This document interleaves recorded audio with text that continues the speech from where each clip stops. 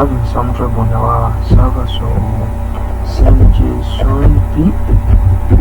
We'll send an object which will have a message.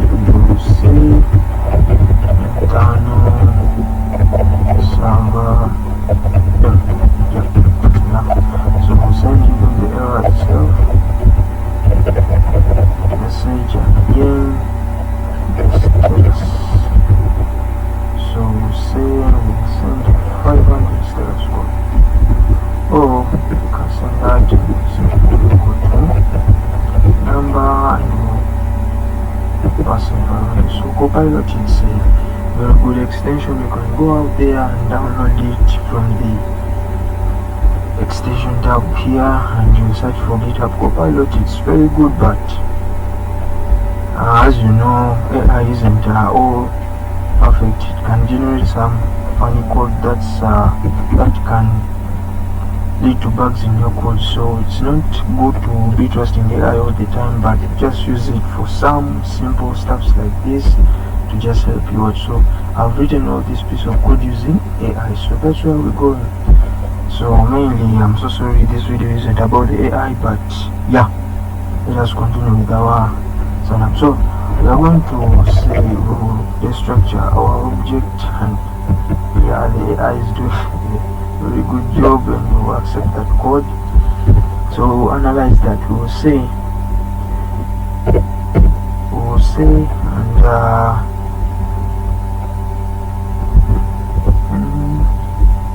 I think this message isn't important, but so we'll say here we see the code generated by the AI, and it says that we have destructured the username, the email, and the password from the request body, and then we'll check if there's no username, email, or password. Then we'll send a status code of 400, and again we'll send an object which will contain a bad request, and we say username, email, and password are required, and again we send the status. So yeah, thanks to the AI, it's good.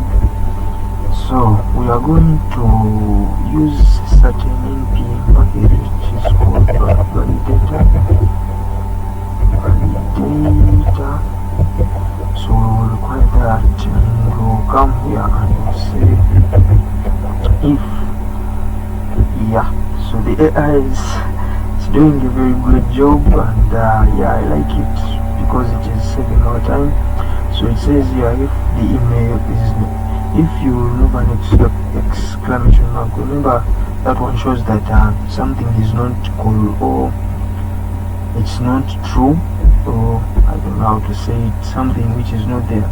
So if it's not true, if you remove it, it will say this will return a boolean that says that if our email that we've sent is correct, we will send this. But as it is, we do not want to check if our email is a real email, whether it is a perfect email that corresponds to how other emails are being written in the real world. So we are going to say if the email that is being sent is not the real, it's not equal to a real email. Like for example, you can say example@gmail.com. If it's not in this format, we will send this. But if we remove this, we will be checking whether if this email is in this format, which we don't like to consider. So we will say if the email is not valid, we will send that, and we are going to also check for our password.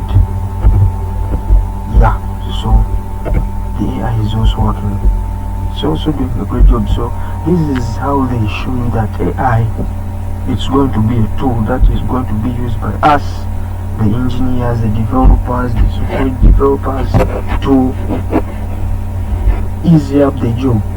Like now we will be writing all this chunk of code by ourselves, but now as long as we have the AI, because I'm using two AIs here, I'm using the Git Copilot, and again I'm using a certain AI extension called tab 9. So you can also download that extension from here. So this is the one, tab 9. It's helping me out. They are helping me out. So we are 3 of us working on this project, and you who's watching the video, you are the fourth one. So we can And before we go, so say if our password is not strong, this is what it says, that validator is strong password. If our password is not strong, so we'll send a public request, and again we'll say password is weak and the status code of 400.